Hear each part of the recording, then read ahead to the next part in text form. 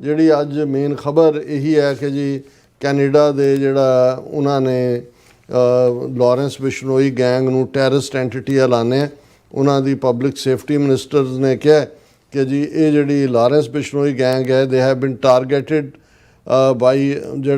ਜਿਹੜੀ specific communities ਕੱਲ ਸਿੱਖਾਂ ਦਾ ਨਾਂ ਨਹੀਂ ਲਿਆ ਔਰ ਸਪੈਸੀਫਿਕ ਕਮਿਊਨਿਟੀ ਕਿਹੜੀ ਹੈ ਸਿੱਖਾਂ ਤੋਂ ਬਿਨਾਂ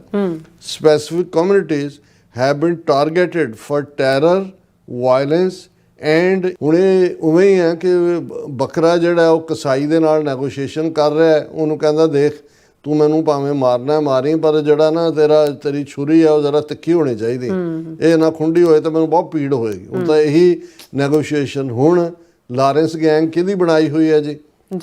ਉਹਨੂੰ ਸੇਫਟੀ ਦੇ ਵਿੱਚ ਅਮਿਤ ਸ਼ਾਹ ਨੇ ਲਾਰੈਂਸ ਬਿਸ਼ਨੋਈ ਨੂੰ ਗੁਜਰਾਤ ਦੇ ਵਿੱਚ ਸ਼ਿਫਟ ਕੀਤਾ ਹੋਇਆ ਔਰ ਉਹ ਜਿਹੜਾ ਇੱਕ ਅੰਗਰੇਜ਼ਾਂ ਦੇ ਜ਼ਮਾਨੇ ਦਾ ਲਾਅ ਗੁਜਰਾਤ 'ਚ ਹੈ ਉਹਨੂੰ ਕੋਈ ਈਵਨ ਕਿਸੇ ਹੋਰ ਸਟੇਟ ਦੀ ਪੁਲਿਸ ਜਾ ਕੇ ਉਹਦੇ ਤੋਂ ਪੁੱਛਗਿੱਛ ਵੀ ਨਹੀਂ ਕਰ ਸਕਦੀ। ਇਸ ਦੇ ਉਲਟ ਈਵਨ ਹਰਦੀਪ ਸਿੰਘ ਨਿੱਜਰ ਉਹਨਾਂ ਦੀ ਨੋ ਫਲਾਈ ਜ਼ੋਨ 'ਚ ਉਹਨਾਂ ਨੂੰ ਪਾਇਆ ਹੋਇਆ ਸੀ। ਉਹਨਾਂ ਦੇ ਬੈਂਕ ਅਕਾਊਂਟ ਜਿਹੜੇ ਨੇ ਉਹ ਫਰੀਜ਼ ਕੀਤੇ ਹੋਏ ਸੀ, ਹੋਰ ਕਿਤੇ ਨਹੀਂ ਸੀ ਮੂਵ ਕਰ ਸਕਦੇ।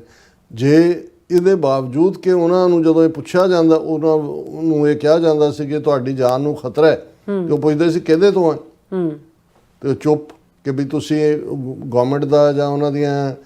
ਗੈਂਗਾਂ ਦਾ ਨਾਂ ਲੈਣ ਨੂੰ ਵੀ ਤਿਆਰ ਨਹੀਂ ਹੈਗੇ। ਫਿਰ ਜਦੋਂ ਮਰਡਰ ਹੋ ਗਿਆ ਔਰ ਇਹ ਸਾਹਮਣੇ ਇਹਨਾਂ ਦੀਆਂ ਏਜੰਸੀਆਂ ਨੇ ਮੰਨ ਲਿਆ, ਪਬਲਿਕ ਇਨਕੁਆਇਰੀ ਜਸਟਿਸ ਟਰੂਡੋ ਨੇ ਮੰਨ ਲਿਆ, ਉਹਨਾਂ ਦੇ ਜਿਹੜੇ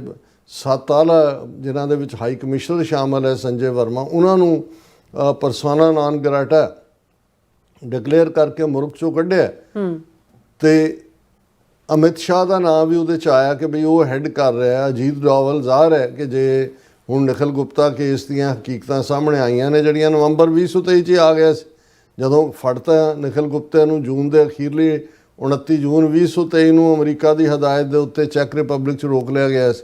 ਕਿ ਕੇਸ ਸਾਰੇ ਪੀਰੀਅਡ 'ਚ ਕੈਨੇਡੀਅਨ ਏਜੰਸੀਆਂ ਨੂੰ ਉਹਨਾਂ ਦੀ ਸਰਕਾਰ ਨੂੰ ਇਸ ਗੱਲ ਦਾ ਪਤਾ ਨਹੀਂ ਸੀ ਕਿ ਬਈ ਇਹ ਕੀ ਚੱਲ ਰਿਹਾ, ਕੌਣ ਹੈ, ਕੀ ਹੈ। ਲੇਕਿਨ ਇਹਦੇ ਬਾਵਜੂਦ ਇਹ ਜਿਹੜੀ ਹੈ ਕੌਨੀ ਦੀ ਗਵਰਨਮੈਂਟ ਨੇ ਵਾਪਸ ਜਿਹੜਾ ਉਹ ਉਹਨਾਂ ਦੇ ਨਾਲ ਰਾਬਤੇ ਖੋਲ੍ਹੇ ਨੇ ਇੰਡੀਅਨ ਸਿਸਟਮ ਦੇ ਨਾਲ।